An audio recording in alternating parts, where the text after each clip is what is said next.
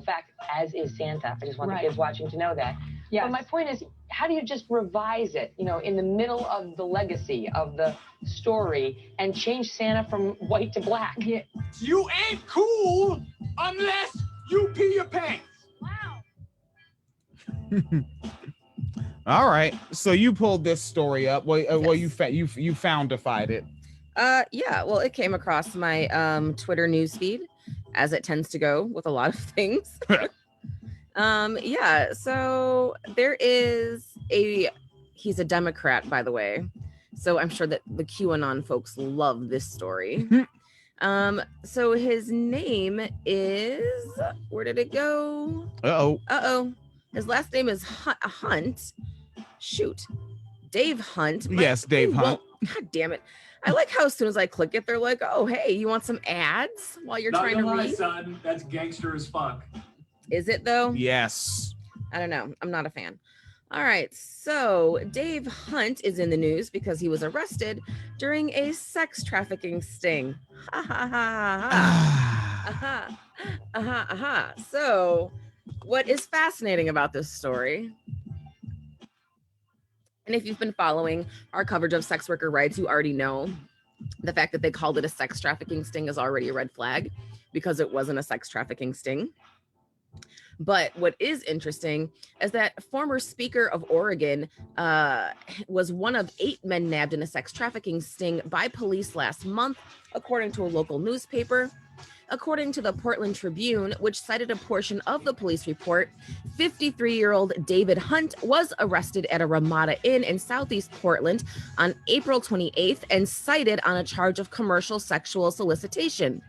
Hunt declined to discuss his predicament when contacted by the Tribune, saying, "I don't think I should talk about that." Oh, cool. I love stupid bullshit like this. His attorney, Michael DeMonis, later told the paper Mr. Hunt denies the allegations, but respects the criminal justice process and will refrain from saying more until he has his opportunity in court. According to the Portland Police Bureau, officers posted fake ads on quote-unquote known human trafficking websites. What is a known human trafficking website? Known human the ones that I know of? Yes. Okay. Do police have websites? Police do have websites. They traffic a lot of humans. They do traffic a lot of humans. Into slavery. Yes.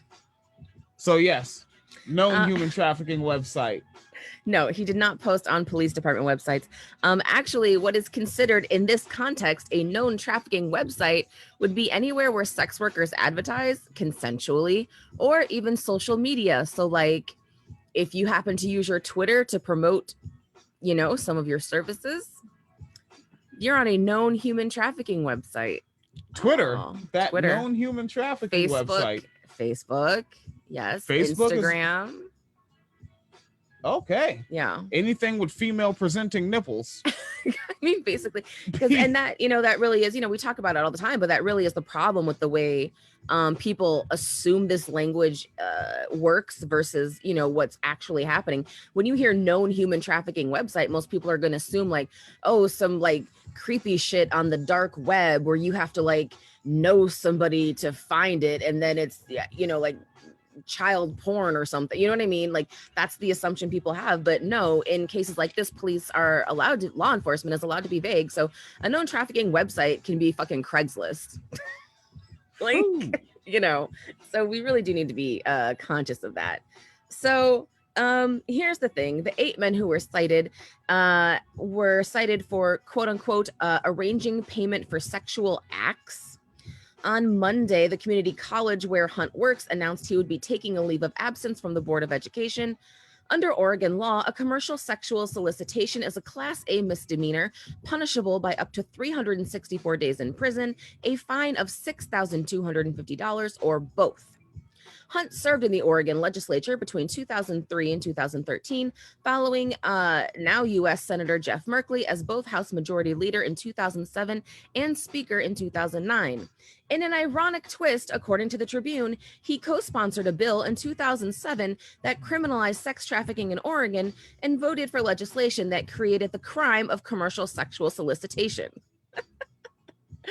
So keep in mind, he got charged with the crime that was created in a bill he co-signed. It's just similar to the one I don't remember right, maybe out of Florida, but maybe the Carolinas. I know they were a Southern politician that they supported I think it was a Mississippi bill to drug test welfare recipients, and then they got caught with cocaine.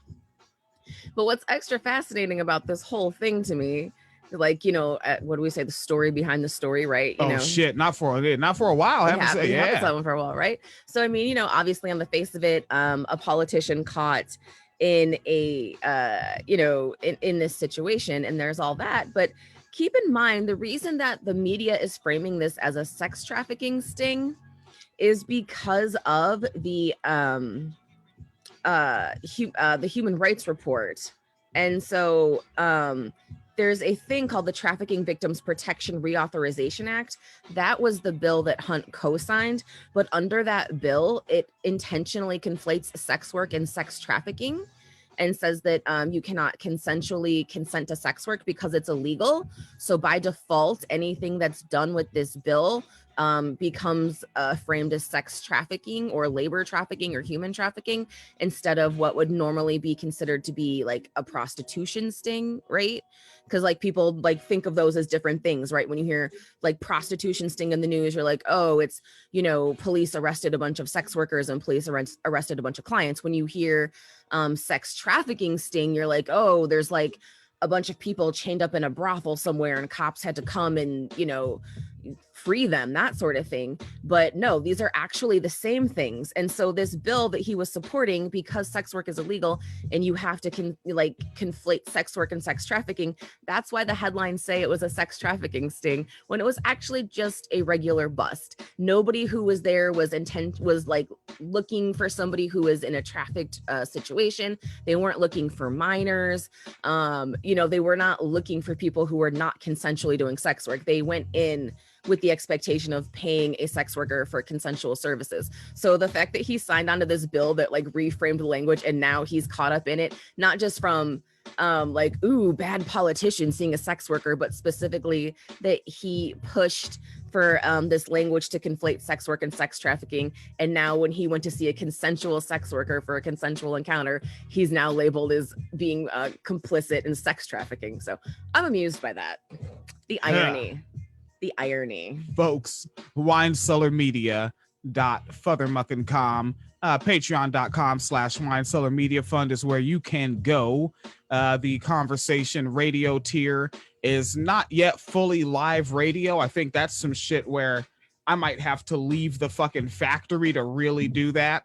Oh, yeah. And so for now, conversation radio is literally just whoever we're having a conversation with, be it Phoenix and I each other, yeah. Or if we get Michael Wright on the program, we get Dr. Mo, but Dr. Mo did a Phoenix Calida breakdown on mental health for Mental Health Awareness Month. And then there's the Phoenix and Williams show where most of the comedy is going to end up. And I don't have a Mr. Williams neighborhood yet, but I assume with moving into a house that needs some fixing uppins, that'll be a chance to do some Mr. Williams neighborhooding. All right, so just you go ahead and please be as safe as possible wherever you are.